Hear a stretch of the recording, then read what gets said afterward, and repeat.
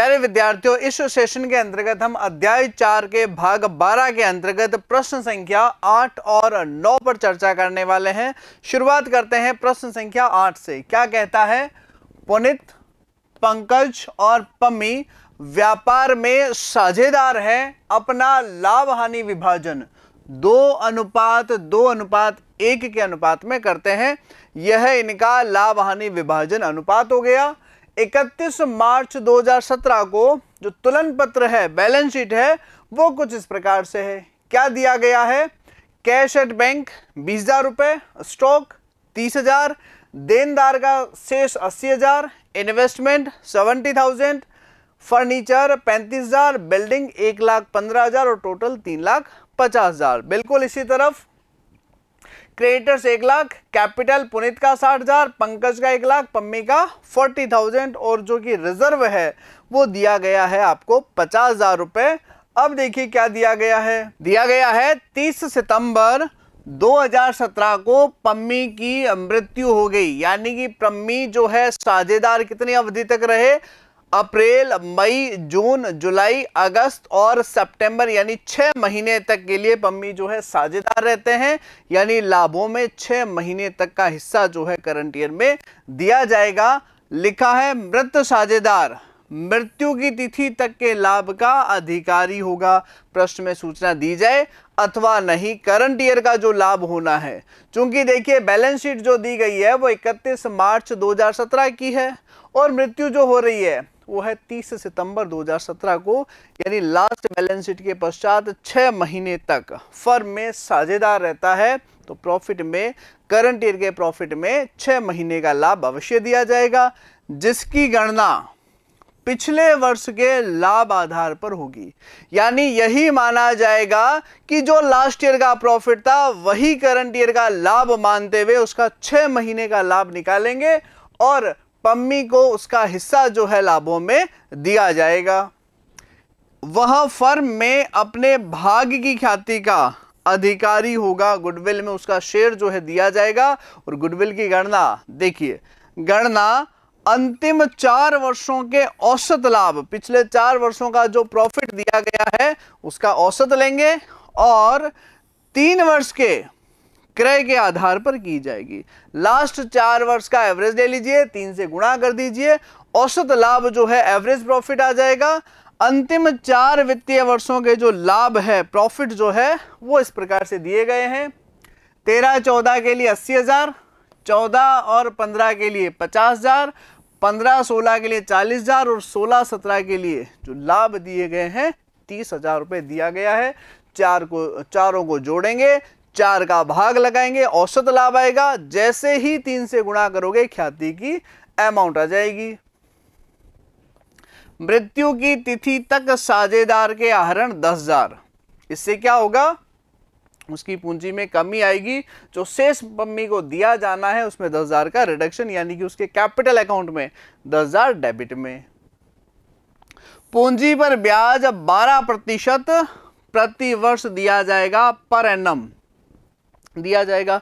पूंजी कितना है? पम्मी का जो पूंजी दिया गया है 40,000, 40,000, इस पर 12% से ब्याज, लेकिन ब्याज जो है 6 महीने तक के लिए दिया जाएगा, क्योंकि जो मृत्यु है वो 30 सितंबर को हो जाती है। 6 महीने ही वो फर्म में जीवित रहता है, साझेदार रहता है। शेष साझेदार उसके उत्तराधिकारी को 15,400 रुपए का भुगतान तुरंत करने के लिए सहमत होते हैं। 15,400 तो इमीडिएट पे होगा और बकाया शेष जो है 12% प्रतिवर्ष ब्याज सहित 4 बराबर वार्षिक किस्तों में किया जाएगा। यानी जितना भी बैलेंस बचता है उसमें से 15,400 तो इमीडिएट, जिस तारीख को मृत्यु होती है तुरंत भुगतान होगा। शेष का क्या करना है? बकाया किस्तें जो है, बकाया राशि जो है 12% ब्याज जोड़ते हुए 4 समान किस्तों में करना है। पम्मी का पूंजी खाता, उसके उत्तराधिकारी का खाता, देय राशि के निपटारे की तिथि तक का दिखाइए। यानी जो भी हिसाब किताब है, कितना राशि जो है पम्मी के उत्तराधिकारी को मिलना है वह ज्ञात करना है, उसका खाता बना करके कर लेंगे। और जो भुगतान है उसके उत्तराधिकारी को 4 किस्तों में बकाया राशि पर ब्याज जोड़ते हुए वह भी अपने को दर्ज करना है। तो शुरुआत करते हैं। सबसे पहले जो कैलकुलेशन है प्रॉफिट के संदर्भ में, क्या कहा गया है? मृत साझेदार मृत्यु की तिथि तक के लाभ का अधिकारी होगा, जिसकी गणना पिछले वर्ष के लाभ के आधार पर होगा। पिछला वर्ष कौन सा? 31 मार्च 17 यानी 16-17 का जो लाभ है, और 16-17 का जो लाभ दिया गया है वो दिया गया है आपको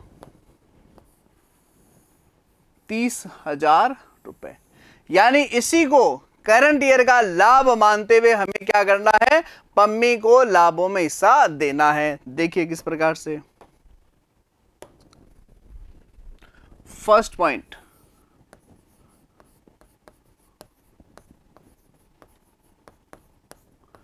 चालू वर्ष के लाभों में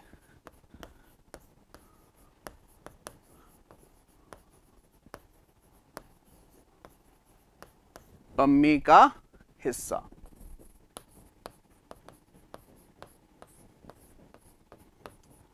गत वर्ष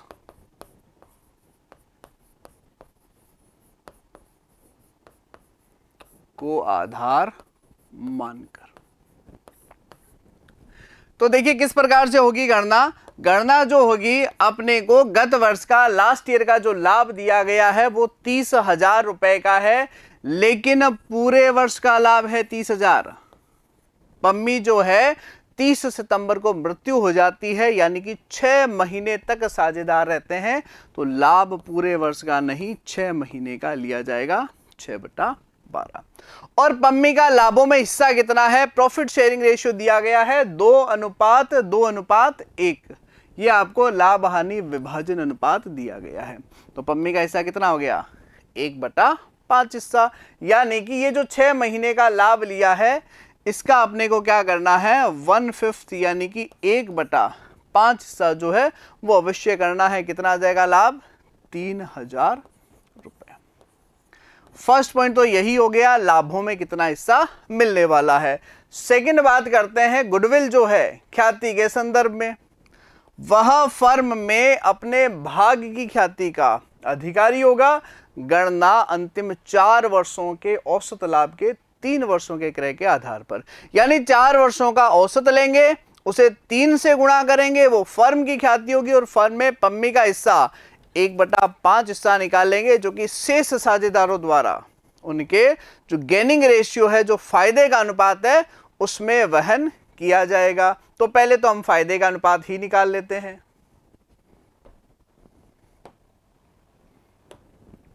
पॉइंट नंबर 2 लेते हैं।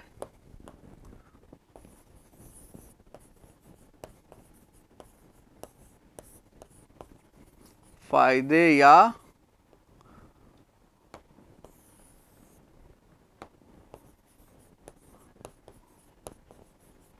अधिलाभ अनुपात। तो इसके अंतर्गत क्या जानकारी लेते हैं? सूचना के अभाव में जो पुराना अनुपात है उसे ही, जो साझेदार जा रहा है जिसकी मृत्यु होती है उसे छोड़ करके जो शेष साझेदारों का पुराना अनुपात है वही आपका फायदे का अनुपात होता है, वही आपका नया अनुपात होता है। यानी कि जो 3 साझेदार थे आपके, कौन कौन से? पुनित, पंकज और पम्मी। ये पुनित, पंकज और 2:2:1। अब देखिए यहां पर थोड़ा ध्यान से कि पम्मी सेवानिवृत्त हो रहे हैं, पम्मी की मृत्यु हो रही है, तो जो शेष साझेदार है पुनित और पंकज, उनका जो अनुपात है 2:2, वही क्या होना है? अपना फायदे का अनुपात होना है, वही आपका नया अनुपात होना है। यानी कि पुनित तथा पंकज का पुराना अनुपात, इन दोनों के मध्य कितना है? 2:2, अर्थात 1:1 जो है फायदा तथा नया अनुपात होगा।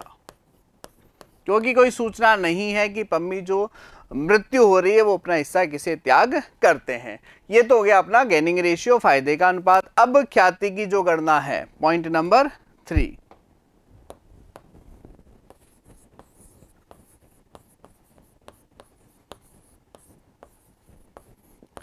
तो ख्याति की गणना के लिए जैसा कि हमें बताया गया है, गत 4 वर्षों के लाभों का औसत लिया जाए और उसे 3 से गुणा कर दी जाए तो वह आपकी गुडविल आ जाएगी, ख्याति आ जाएगी। किस प्रकार? लाभ जो दिए गए हैं, देखिए स्पष्ट इंफॉर्मेशन है, जिसकी गणना अंतिम 4 वर्षों के औसत लाभ के 3 वर्षों के क्रय के आधार पर। लाभ जो है वो है आपको 80, 50, 40 और आपका 30,000 रुपए।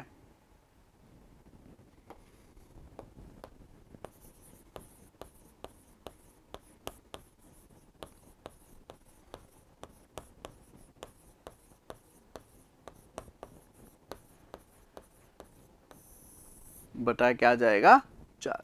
तो ये आपका आ जाएगा औसत लाभ जो है, यहां मैं लिख देता हूं, औसत लाभ जो है वो आपका आ गया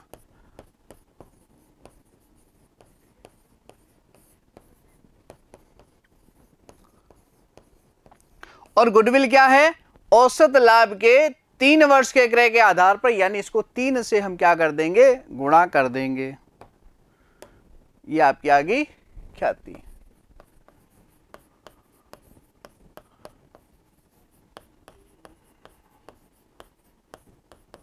औसत लाभ गुणा 3, यानी कि 50,000 गुणा क्या करना है? 3, 1,50,000 रुपए। अब आ जाएगा इसके अंतर्गत जो साझेदार सेवानिवृत्त होता है या जिस साझेदार की मृत्यु होती है, जैसे कि यहां पर पम्मी की मृत्यु हुई है तो उसे हिस्सा कितना दिया जाएगा?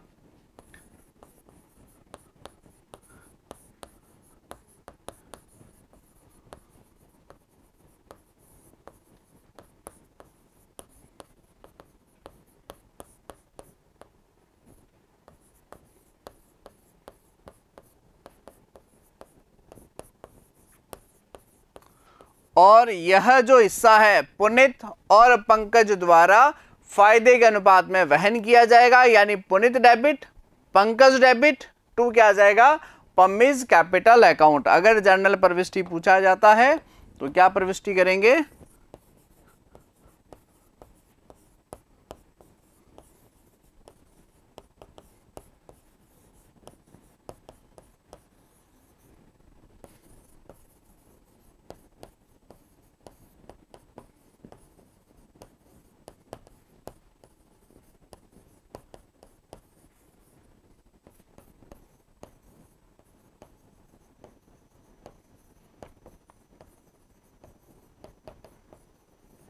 ये 30,000 रुपए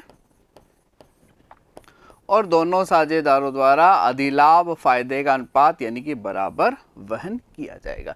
ये आपके 3 पॉइंट हो गए। कौन कौन से? सबसे पहले तो अपने को क्या करना है? करंट ईयर के लाभ में हिस्सा कितना है, अधिलाभ का अनुपात, और अधिलाभ के अनुपात में जो ख्याति बांटी जाएगी कितना हिस्सा मिलेगा? 30,000 रुपए। दोनों साझेदार बराबर अनुपात, अधिलाभ के अनुपात, फायदे के अनुपात में जो है इसको वहन करने वाले हैं, यानी कि remaining partners capital account debit to retiring या डिकेज्ड पार्टनर्स कैपिटल अकाउंट, जिस साझेदार की मृत्यु होती है उसे क्रेडिट किया जाएगा। इसके अतिरिक्त और क्या कैलकुलेशन करना है? फर्स्ट पॉइंट हो गया, सेकंड पॉइंट हो गया। अब देखिए लिखता है यह कि मृत्यु की तिथि तक मृत साझेदार के जो आहरण है, ड्राइंग्स जो है वो 10,000 रुपए की दी गई है। ये अपन लिख लेते हैं 4 नंबर पॉइंट जो है आहरण के संदर्भ में। तो इसमें कोई कैलकुलेशन की जरूरत है ही नहीं, आवश्यकता है ही नहीं, क्योंकि स्पष्ट लिखा है मृत्यु की तिथि तक आहरण जो है वो आपके कितने दे रखे हैं? 10,000 रुपए, या फिर जो है वार्षिक दिया गया है। चेक कर लेते हैं। मृत्यु की तिथि तक मृत साझेदार के आहरण 10,000, पूरा 10,000 यानी कि 10,000 रुपए जो है वो लिया जाएगा। नेक्स्ट देखिए क्या दे रखा है।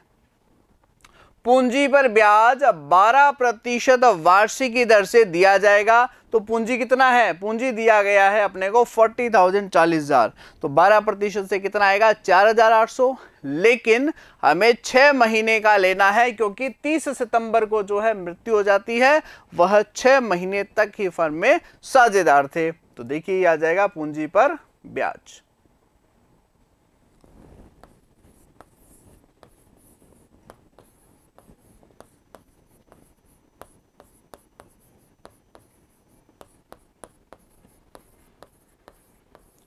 $40,000, 12% और कितने समय का लेना है, 6 महीने का, तो आ जाएगा 2,400 रुपए।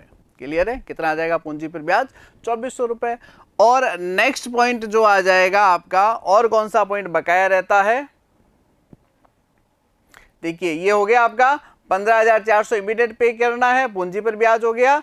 इसके अतिरिक्त जो दिया गया है आपको बैलेंस शीट के अंतर्गत जो रिजर्व है, उसमें भी पम्मी का हिस्सा जो है 1/5 दिया जाएगा, 10,000 रुपए। ये हम निकाल लेते हैं रिजर्व में हिस्सा।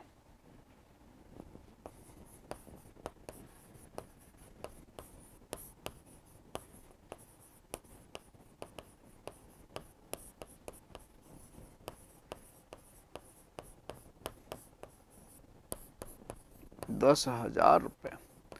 अब इन सभी राशियों को जो है उसके पूंजी खाते में हस्तांतरित कर देंगे। कैपिटल अकाउंट जो है पम्मी का वो बना लिया जाएगा। सबसे पहले प्रारंभिक शेष बाई बैलेंस बीडी, जो कि हमें दिया गया है 40,000 रुपए। और जो करंट ईयर के लाभ है, जो चालू वर्ष के लाभ है, जो कि हमने पिछले वर्ष का आधार माना था 30,000, उसमें जो हिस्सा दिया जाएगा 30,000 का हमने आधा लिया था 6/12, क्योंकि 6 महीने के लिए थे, तो हो गया 15,000। 1/5 से इसका हिस्सा आया था 3,000 रुपए।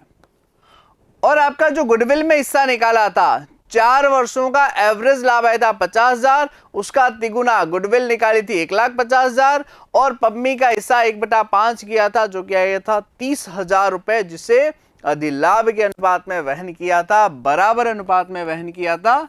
ये आपका 15,000 रुपए ट्रांसफर। और पूंजी पर ब्याज 40,000 का 12%, 4,800, लेकिन 6 महीने के लिए आ जाएगा 2,400 रुपए। और संचयों में हिस्सा ये आ जाएगा आपका 10,000, यानी कि 10,000 रुपए, जबकि आहरण जो है वो कितने की दी गई है, 10,000 रुपए की। टोटल कर देंगे 40, 43 और 30, 73,000, 83,000 और 2,000 जोड़ेंगे, आ जाएगा 85,400 रुपए। और 85,400 में से 10,000 घटा देंगे तो आ जाएगा 75,400। अब क्या करना है, जो पम्मी के एग्जीक्यूटर को जो अमाउंट देनी है 75,400 रुपए, उसके अकाउंट में जो है ट्रांसफर कर दी जाएगी। ये लीजिए 75,400 रुपए। और क्या कहा गया है कि तुरंत 15,400 का भुगतान किया गया, तो एग्जीक्यूटर टू बैंक 15,400 रुपए। किस तारीख को, जब मृत्यु होती है 30 सितंबर को, उसी समय जो है 15,400 का भुगतान किया गया। अब देखिए हमें क्या करना है, ब्याज की गणना करनी है, बकाया राशि का पेमेंट करना है। आज जो दिनांक है, जो तिथि है, वह दी गई है, जो मृत्यु की तिथि वो है 30 सितंबर 2017। अब देखिए ब्याज जो है 1 वर्ष से लगेगा, यानी कि 30 सितंबर 2018 हर 1 वर्ष से जो है ब्याज लगाया जाएगा। लेकिन वित्तीय वर्ष जो है 31 मार्च को समाप्त होता है, यानी 6 महीने बाद ही समाप्त होता है। तो ब्याज की जो गणना है वो 6 महीने से हम निकालेंगे। कैसे, देखिए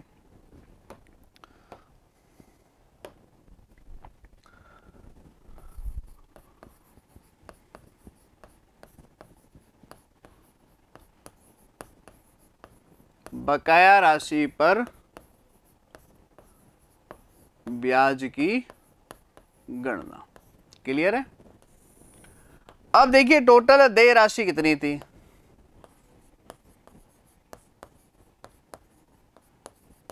ये निकाली थी हमने 75,400। तुरंत भुगतान कितना है?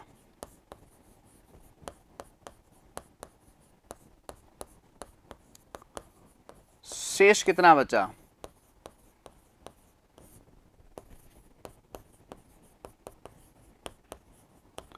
और वो भी क्या है? 4 समान किस्त, यानी कि 60,000 बटा 4 बराबर 15,000 प्लस बकाया राशि पर ब्याज जो है वो आपको पे करना है। सिचुएशन समझ में आ गई? कितना पेमेंट बन रहा था? पेमेंट जो बन रहा है वो हमने कैलकुलेट किया है 75,400 रुपए। इसका पूंजी खाता बना करके 75400, इसमें से 10,000 रुपए जो है, सॉरी 15,400 रुपए जो है तुरंत भुगतान जो है वो कर दिया गया। तो हमारा जो बैलेंस रहेगा वो कितना रहने वाला है? 60,000, 4 किस्तें चुकानी यानी 15,000, लेकिन विद इंटरेस्ट। अब 60,000 रुपए पर ब्याज कितना होगा? पहली इंस्टॉलमेंट पर 60,000 पूरे का ब्याज जो है निकल कर आएगा 7,200। तो 15,000 प्लस 7,200, फिर 45,000 पर ब्याज निकलेगा, उसके बाद में 30,000 पर, फिर 15,000 पर। लेकिन दिक्कत यह आ रही है कि जो पेमेंट है वो 30 सितंबर है, जबकि ब्याज की गणना हमें लेखा वर्ष की समाप्ति यानी 31 मार्च को जो है वो जरूर करना पड़ेगा। किस प्रकार? देखिए,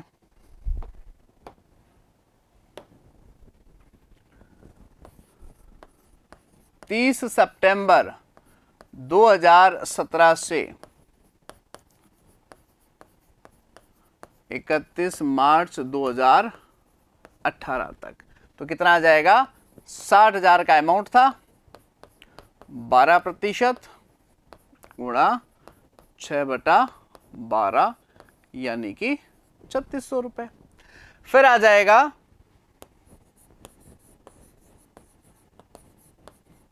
1 अप्रैल से 30 सितंबर 2018 तक,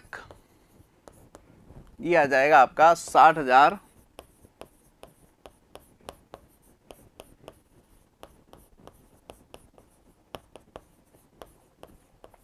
अब जब पेमेंट जो होगा 30 सितंबर 18 को, तब तो 7,200 पूरा ब्याज चुकाया जाएगा, लेकिन अकाउंट्स जो है 31 मार्च 2018 को बंद होंगे, वहां तक तो ब्याज जो है आपका 3600 रुपए ही होना है। नेक्स्ट देखिए, यानी कि 30 सितंबर के पश्चात 30 सितंबर ले लें या चाहे 1 अक्टूबर ले लें, 2018 से 31 मार्च 2019 तक। अब 15,000 का जो है पेमेंट हो जाएगा, यानी कि 45,000 पर जो है वो अपने को क्या करना है? ब्याज की गणना करनी है, वो भी फॉर दी 6 मंथ जो है अपने को कैलकुलेट करना है। कितना आ जाएगा? 6 महीने का, 12 महीने का आ रहा है 2400 रुपए, तो 6 महीने का आ जाएगा आपका 2700 रुपए। फिर आ जाएगा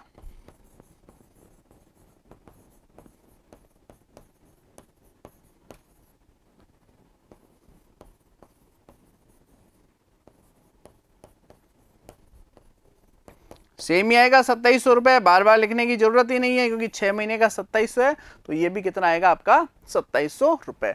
फिर आगे आ जाएगा 30 सितंबर के पश्चात,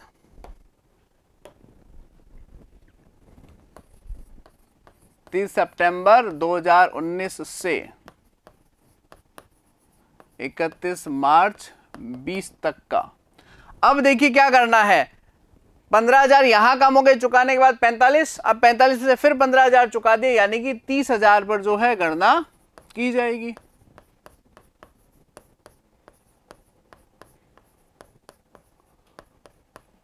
अब देखिए कितना आ जाएगा, 12% के हिसाब से आ रहा है आपका 3600 रुपए, जबकि 6 महीने का जो है वो आ जाएगा आपका 1800, 1800, और यही आपका 1 अप्रैल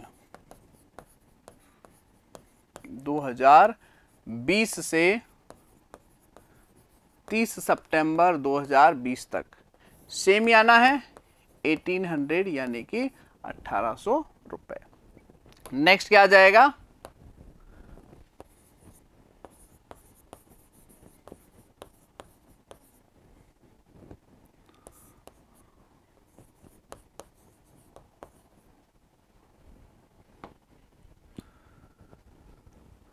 ये आ गया 30 सितंबर 2019। हमने कैलकुलेट किया 17 से 18, 18 तक, 18 से 19, 19 से लेकर के 19 तक, फिर आ जाएगा 19 से 20, 20 और यहाँ आ जाएगा 30 सितंबर से 31 मार्च 2021 तक का। ये कितने पर आएगा देखिए, यह आएगा आपका 15,000, 15,000 का जो है 12% और गुणा 6 महीने का आ जाएगा 900 और नेक्स्ट 6 मंथ का भी कितना आ जाएगा 900 लिया जाएगा। ये देखिए इसका आधार क्यों है, ये मैंने 6-6 महीने का क्यों कैलकुलेट किया है, इसका कारण जो है वो मैं अभी समझाने वाला हूं। देखिए अपना यहाँ जो बैलेंस बचता है 75,400 और 15,400, 60,000, 60,000 पर पूरे एक वर्ष का ब्याज 7,200 रुपए। जब आप अगली इंस्टॉलमेंट चुकाएंगे ना टू बैंक, वो कितने की चुकाएंगे, 15,000 तो चुकाना ही है, प्लस ब्याज जो है वो आएगा आपका 7,200, क्योंकि एक वर्ष का ब्याज है। लेकिन यहां 31 मार्च को पहले ही पुस्तकें बंद होती है, तो इसका 50% जो है 3,600 रुपए जो है वो ब्याज यहां पर पहले ही अर्न हो जाएगा। ये 7,200 क्यों आया है, पूरे वर्ष का ब्याज, लेकिन 31 मार्च को पुस्तकें बंद है 3,600, तो ये 3,600 रुपए का जो बाकी का जो ब्याज है वो अपन यहां पर लिखेंगे। मेरी बात समझ में आ गई होगी। ब्याज की गणना 30 सितंबर से वापस पूरा एक साल पूरा होगा, जब 30 सितंबर तब तक के लिए 7200 है, लेकिन वर्ष जो है 31 मार्च को समाप्त हो रहा है, तो 3,600 रुपए पिछले वर्ष में रह गए 6 महीने, 3,600 है वो अगले वर्ष ट्रांसफर हो गए। इसी प्रकार जो 5,400 रुपए है, 2,700 इस वर्ष, 2,700 अगले वर्ष, लेकिन पेमेंट जो है 30 सितंबर को आपका होना है। बैलेंस निकाल ले, 75 और 3 78 और ये आ जाएगा 79। 79,000 में से क्या घटाना है आपको, 15,400 लेस करेंगे, आ जाएगा 63,600। बैलेंस आगे आ जाएगा आपका 63,600 रुपए। अब ब्याज कितना आएगा, 3,600 और 2,700 रुपए, क्योंकि 5,400 में से 2,700 यहां आएगा, 2,700 जो है आपको अगले वर्ष जो है वो ट्रांसफर करने हैं। कारण समझ में आ गया, क्योंकि ब्याज 30 सितंबर से दे हो रहा है, जबकि लेखा पुस्तकें जो है 31 मार्च को बंद हो रही है, तो 31 मार्च तक का कैलकुलेट करना है। इंस्टॉलमेंट 15 और 7 22,200 जो है आपको पेमेंट करनी है। कितना चुकाना है, 22,200 रुपए। बैलेंस निकाल लेंगे, 63 और 3 66, एक 67,200, 67,900 और 200 आ जाएगा 69,900। 69,900 में से क्या घटाएंगे, 22,200 रुपए की जो राशि है घटा देंगे, ये आ जाएगा 47,700 रुपए। ये टोटल लगा दी, 47,700 फिर आगे ट्रांसफर हो जाएगा। अब 6 महीने का ब्याज 2,700 और 2,700 पीछे का दे रखा है, 5,400 रुपए जो है पेमेंट कर देंगे। ये 5,400 रुपए, 20,400 रुपए का भुगतान। लेकिन फिर 6 महीने का ब्याज, क्योंकि ये तो 30 सितंबर तक का था, अगला जो 6 महीने का ब्याज है कैसे निकाला था आपने ने, देखिए 7200 का आधा आधा लिया था, 5400 का आधा आधा लिया था। अब क्या करेंगे अपन, 3600 का आधा आधा यानी 1,800 रुपए जो है यहां पर ब्याज जो है वो दर्ज किया जाएगा और बैलेंस निकाल लेंगे। क्योंकि 30 सितंबर को इंस्टॉलमेंट चुकाते हो तो अगला ब्याज 30 सितंबर को आएगा, लेकिन खाते तो 31 मार्च को बंद करने पड़ेंगे ना, तो 6 महीने का ब्याज जो है हमें यहां पर दर्ज करना है। कितना आ जाएगा, 1,800 रुपए। टोटल आ जाएगी 52,200 रुपए। और इस 52,200 में से 20,400 घटा देंगे, ये आ जाएगा 31,800। और यही 31,800 क्या होगा, नेक्स्ट ईयर हस्तांतरण। अब देखिए पीछे हमने 1,800 रुपए 6 महीने का ब्याज लिख दिया था, 6 महीने का ब्याज जो है 30 सितंबर तक का आ जाएगा आपका 1,800 यानी कि 1,800 रुपए। इंस्टॉलमेंट कितने की, 15,000 प्लस जो 3,600 रुपए का ब्याज है, 1,800 रुपए पिछले साल रह गए, 1,800 रुपए ये, यानी 3,600 रुपए जोड़ करके आ जाएगा 18,600 रुपए। तो कितना आ जाएगा, 1,800 रुपए ब्याज प्लस अब जो रिमेनिंग अमाउंट रहती है उस पर जो ब्याज है हमने ज्ञात किया था 900 रुपए, तो 900 रुपए जो है अपने इस वर्ष लिख देंगे और 900 रुपए का ब्याज जो है अपने अगले वर्ष दर्ज कर देंगे। इंस्टॉलमेंट कितने की होगी? 18,600। बैलेंस निकाल लेते हैं, कितना आ जाएगा? 31 और 1 32, 32 और 1 33,600 और 900 जोड़ेंगे तो कितना आ जाएगा? 34,500। और 34,500 में से क्या घटाना है आपको? 18,600 घटा दोगे, आ जाएगा 15,900। 34,500 बैलेंस जो है फिर आगे जाएगा 15,900 और पेमेंट कितने का किया जाएगा? वही 15,000 प्लस 1,800 16,800। ये टोटल लगा देंगे 16,800। ब्याज से मेरा तात्पर्य समझ गए होंगे। 6 महीने का क्यों कैलकुलेशन किया? नहीं समझ में आया तो देखिए एक और रफ वर्क मैं आपको बताता हूं। मान लीजिए कि ये 30 सितंबर 2017 को मृत्यु होती है, ब्याज जो बनेगा अगले 30 सितंबर 2018 को ही तो बनेगा। कितना बनेगा? 60,000 का 12% 7,200 रुपए। लेकिन बीच में ही क्या होना है? 31 मार्च आना है, यानी कि 3,600 रुपए इस वर्ष में रह गए, 3,600 रुपए जो है अगले वर्ष में रह गए। इसी प्रकार नेक्स्ट ईयर जो है आपका 30 सितंबर 18 से लेकर के 30 सितंबर 19 तक अब ब्याज आपका 45,000 का 12%, ये आपका बन रहा था 5,400 रुपए। लेकिन वर्ष कब समाप्त होगा? वर्ष समाप्त हो जाएगा आपका 31 मार्च को ही। तो 2,700 रुपए और ये 2,700 रुपए, यानी जो साल आपका बनेगा 18-19 का, इसके अंतर्गत जो ब्याज आएगा वो कितना आ जाएगा आपका? 2,700 रुपए और 3,600 रुपए। लेकिन जब इंस्टॉलमेंट का पेमेंट आएगा वो तो सितंबर से सितंबर आ रही है, उसमें 7,200, 5,400 रुपए, 3,000 रुपए और आपका जो है 1,800 रुपए जो भी आ रहा है वो जोड़ते हुए चलेंगे। क्लियर है? यहां पर ये देखिए आपका ब्याज 3,600 रुपए गत वर्ष में रह गया, 3,600 इस वर्ष में।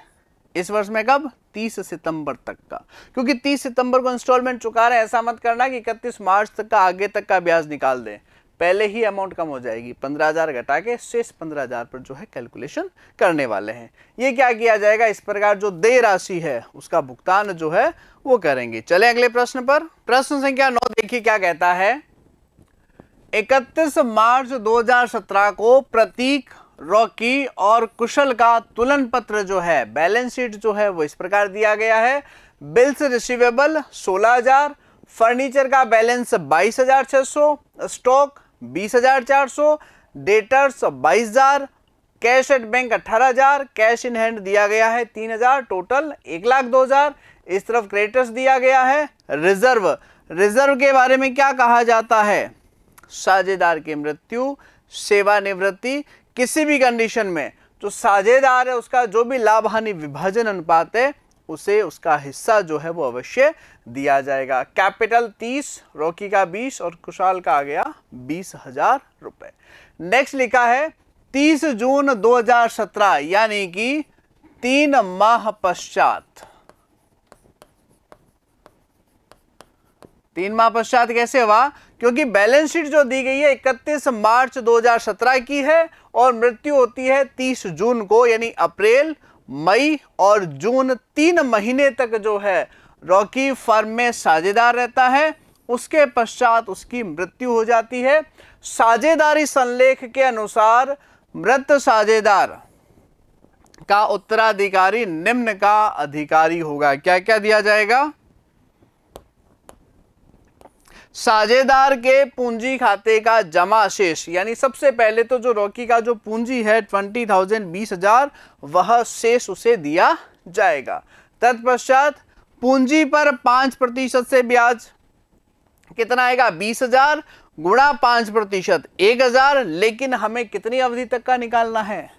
3 महीने का। 3/12 करेंगे, 250 रुपए पूंजी पर ब्याज। नेक्स्ट लिखा है गत 3 वर्षों के औसत लाभ के दुगुने के आधार पर ख्याति में भाग दिया जाएगा, गुडविल में शेयर दिया जाएगा।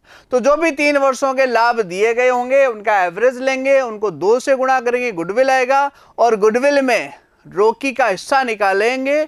जो भी शेष साझेदार है अधिलाभ या फायदे के अनुपात में वहन करने वाले हैं। गत वर्ष के लाभ के आधार पर गत वित्तीय वर्ष की समाप्ति से मृत्यु की तिथि तक लाभ में भाग, यानी करंट ईयर का प्रॉफिट वही माना जाएगा जो पिछले वर्ष था, और उसका जो करंट ईयर का लाभ मानोगे उसका 3 महीने का जो लाभ में हिस्सा आएगा वो कैलकुलेट करना है, क्योंकि रॉकी फर्म में सिर्फ 3 महीने तक के लिए साझेदार था। 31 मार्च 15, 31 मार्च 16 और 31 मार्च 17 को समाप्त वर्ष के लाभ जो दिए गए हैं 12,000, 16,000 और 14,000, तो तीनों को जोड़ेंगे, 3 का भाग लगाओगे, औसत लाभ आएगा। जैसे ही 2 से गुणा करते हुए वो आती है आपकी गुडविल यानी कि ख्याति, और करंट ईयर का जो प्रॉफिट है वही 14,000 मानते हुए अपने को कैलकुलेशन करना है। तो सारी कैलकुलेशन कर लेते हैं। सबसे पहले तो जो पूंजी खाते का जो शेष है वो कितना दिया जाएगा? पॉइंट नंबर 1, फर्स्ट पॉइंट आ जाएगा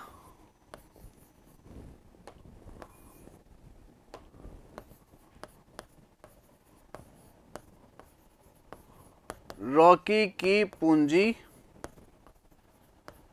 का शेष, ये दिया गया है अपने को 20,000 यानी कि 20,000, तो यह दिया जाएगा।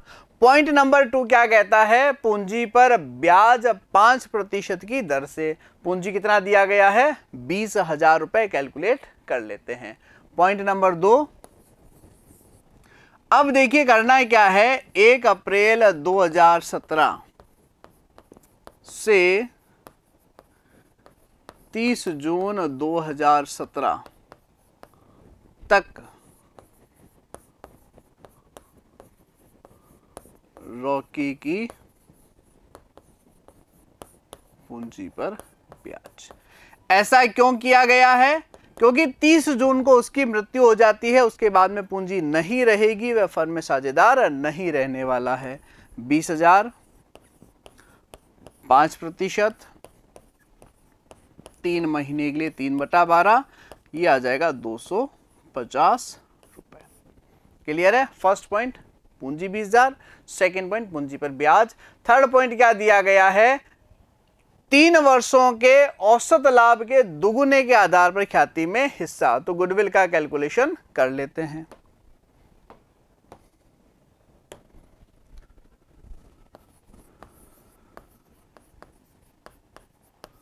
ख्याति में कितना हिस्सा दिया जाएगा? तो सबसे पहले तो हम लेते हैं औसत लाभ कितना आएगा। जो भी 3 वर्षों का लाभ हमें दिया गया है, कितना दिया गया है? 12, 16 और 14,000 जोड़ के 3 का भाग लगा दीजिए।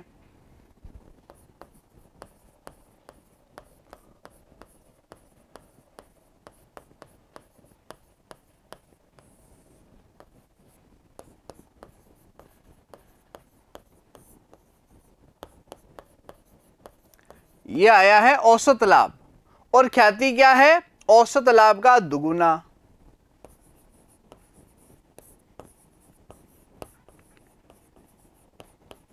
फर्म की ख्याति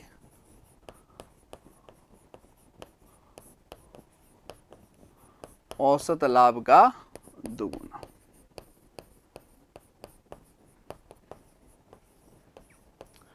ये आ गया 28,000, लेकिन इसके अंतर्गत रॉकी का हिस्सा कितना होगा?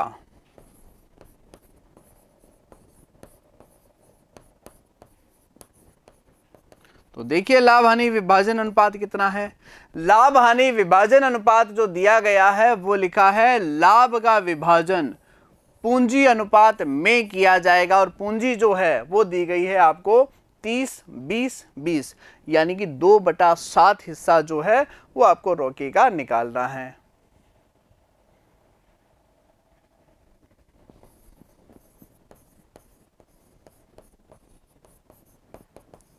बराबर 8,000 रुपये। ये 8,000 का जो हिस्सा है रॉकी को शेष साझेदार, जो शेष 2 साझेदार है उनके द्वारा अधिलाभ के अनुपात में वहन किया जाएगा, प्रतीक और कुशाल के द्वारा। कौन सा अनुपात रहना है? वही 3:2, क्योंकि सूचना के अभाव में जो पुराना अनुपात है उसे ही हम गेनिंग रेशियो मानते हुए चलते हैं।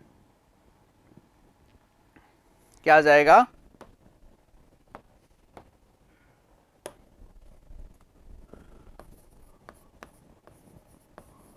रॉकी को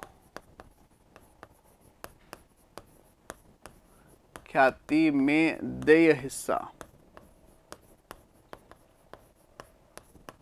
शेष साझेदारों द्वारा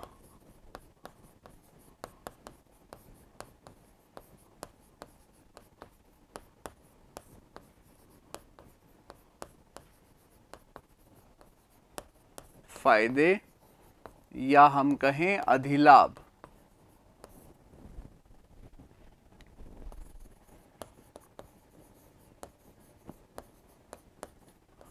के अनुपात में वहन किया जाएगा। अब बीच में यह प्रश्न आ गया कि फायदे का अनुपात होगा क्या, अधिलाभ का अनुपात होगा क्या? तो प्रश्न में जब तक सूचना नहीं दी गई हो तो जो पुराना अनुपात है उसमें सेवानिवृत्त साझेदार का हिस्सा हटाते हुए तो शेष साझेदारों का पुराना अनुपात होगा, वही नया अनुपात होगा, वही आपका क्या होगा? फायदे का अनुपात होने वाला है। पुराना अनुपात कितना है? पूंजी का अनुपात दिया गया है। प्रतीक, रॉकी और कुशाल का पुराना अनुपात 3:2 है। देखिए क्या जाएगा? सूचना के अभाव में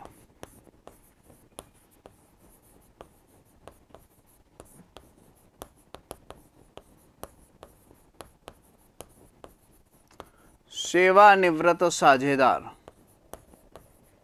यानी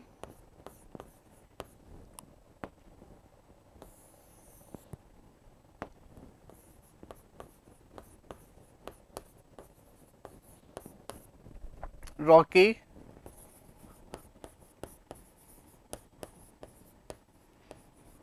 को छोड़ते हुए शेष साझेदार कौन है? प्रतीक तथा कुशाल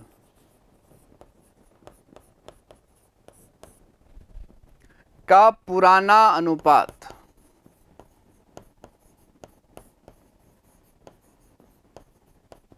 कितना है? 3:2 ही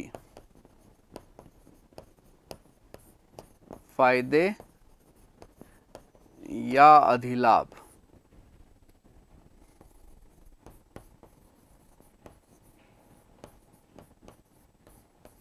का अनुपात होगा। क्लियर है? 3:2 है, वही उनका अधिलाभ या फायदे का अनुपात है। तो कौन से अनुपात में वहन की जाएगी? 3:2 में। अगर प्रविष्टि पूछा जाए, प्रतीक डेबिट, कुशाल डेबिट, 2 क्या आ जाएगा अपना? जो साझेदार सेवानिवृत्त हो रहा है रॉकी। किस प्रकार? देखिए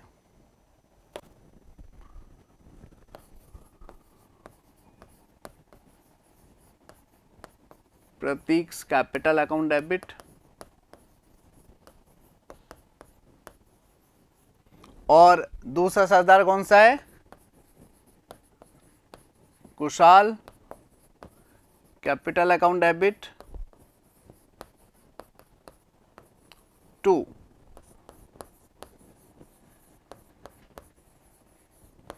रॉकीज कैपिटल। कितना हिस्सा बन रहा है? 8,000। 3:2 में कितना आ जाएगा? 48003200। ये इस प्रकार से जो साझेदार सेवानिवृत्त होता है या जिस साझेदार की मृत्यु होती है उसे गुडविल शेष साझेदारों द्वारा अधिलाभ या फायदे के अनुपात में इस प्रकार दी जाएगी। अब अगला पॉइंट क्या कहता है? नेक्स्ट पॉइंट जो दिया गया है वो आपका इस प्रकार से है, गत वर्ष के लाभ के आधार पर वित्तीय वर्ष की समाप्ति से मृत्यु की तिथि तक लाभ में हिस्सा। गत वर्ष का लाभ कितना है 14,000, 14,000 को करंट ईयर का लाभ मानते हुए लाभ में हिस्सा दिया जाए।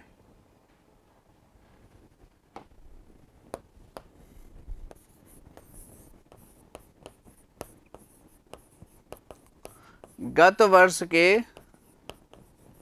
लाभ को आधार मानते हुए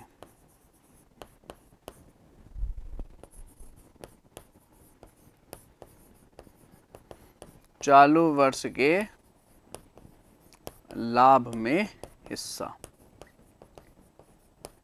तो कितना आएगा 14,000 रुपये दिया गया है, 3 महीने के लिए आ जाएगा 3/12 हिस्सा, और इसका जो हिस्सा दिया गया है वो आ जाएगा आपका 2/7 हिस्सा। टोटल लाभ जो दिया गया है करंट ईयर का वो कितना दे रखा है अपने को, गत वर्ष का आधार मानना है, यानी 14,000 रुपये जो है आपका लाभ। यह आ जाएगा 14,000 गुणा 3/12। 3/12 क्यों किया गया है, क्योंकि ये 3 महीने की अवधि तक रहा है। लाभ में जो हिस्सा आ जाएगा वो आ जाएगा 1,000 यानी कि 1,000 रुपये। 3 महीने इसलिए 3/12, और लाभ में हिस्सा 2/7 है इसलिए 2/7 प्रॉफिट आ जाएगा 1,000 रुपये। इसके अलावा क्या सूचनाएं दी गई है, इसके अलावा एक सामान्य संचय दिया गया था, जनरल रिजर्व जो दिया गया था वो है 16,000 रुपये। तो 16,000 रुपये में हिस्सा निकाल लेते हैं, यही लिख देते हैं।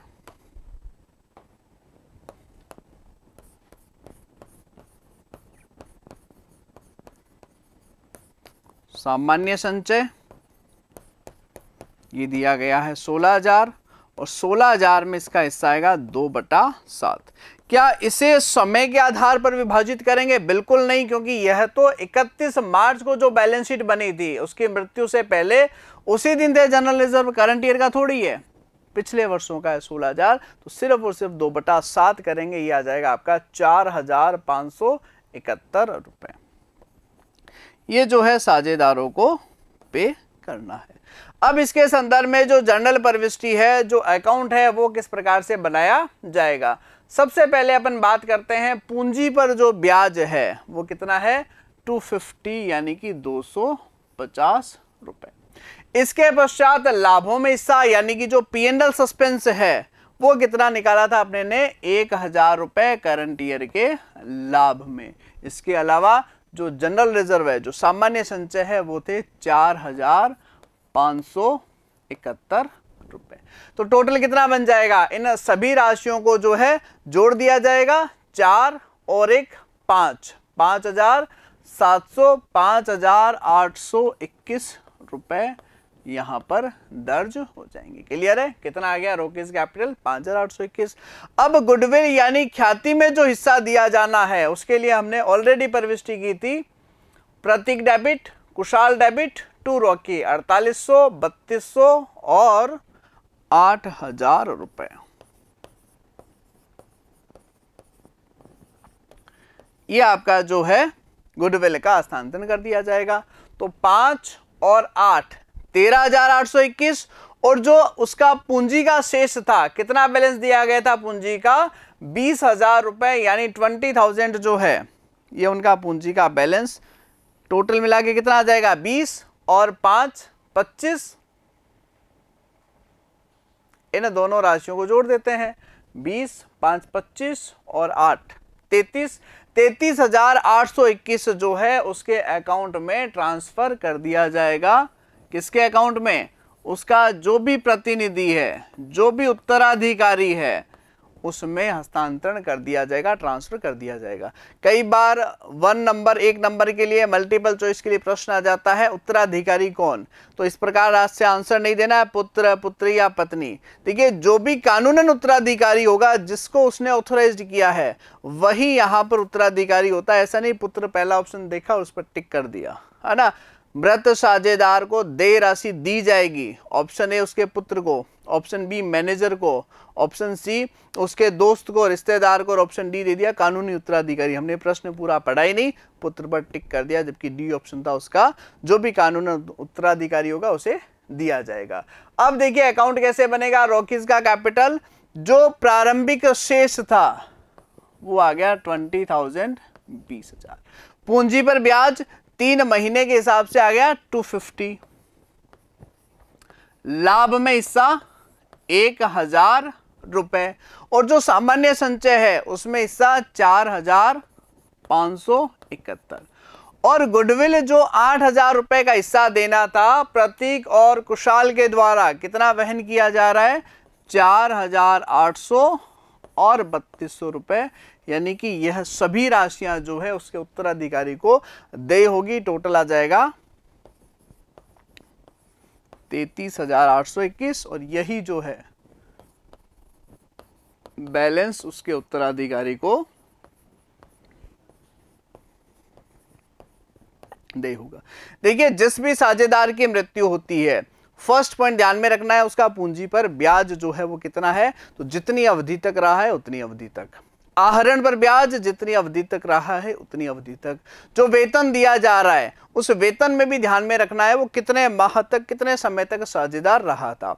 लेकिन पुनर्मूल्यांकन पर लाभ, ख्याति में जो उसका हिस्सा बन रहा है, ये इसके अंतर्गत जो सामान्य संचय भी जोड़ लेते हैं। सामान्य संचय भी, इन तीनों के संदर्भ में यह ध्यान में नहीं रखना है कि कितने अवधि तक फर्म में साझेदार था, उसका खाली सिर्फ और सिर्फ जो है लाभ हानि विभाजन अनुपात जो है अपने को ध्यान में रखना है।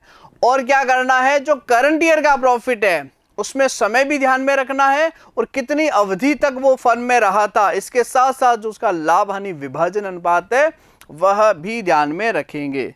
यानी देखिए, जहां पर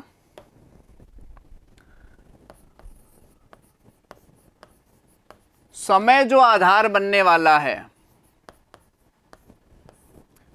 इसमें कौन कौन से आ जाएंगे, पूंजी पर जो उसका ब्याज बनता है, आहरण पर ब्याज बनता है,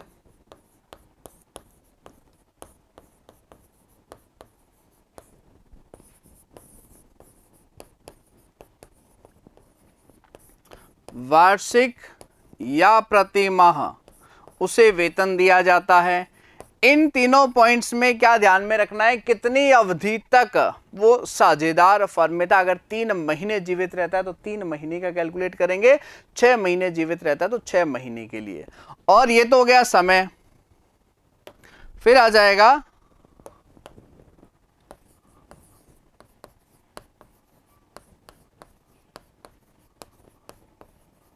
लाभ हानि अनुपात जो आधार बनने वाला है कि उसका प्रॉफिट शेयरिंग रेशियो कितना था।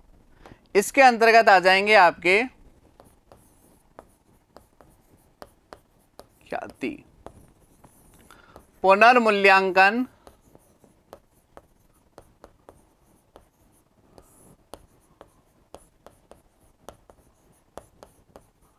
पर लाभ हानि,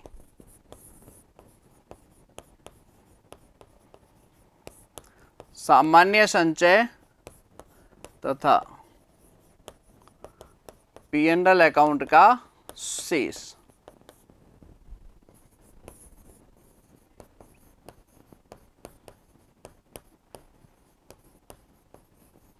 बीमा पॉलिसी में हिस्सा, इनमें यह ध्यान नहीं रखा जाएगा कि कितनी अवधि तक साझेदार था, केवल क्या ध्यान में रखा जाएगा, उनका लाभ हानि विभाजन अनुपात कितना है उतना ही उसे हिस्सा दिया जाएगा। और एक पॉइंट आ जाता है जिसमें दोनों ही मदे ध्यान में रखना है, समय तथा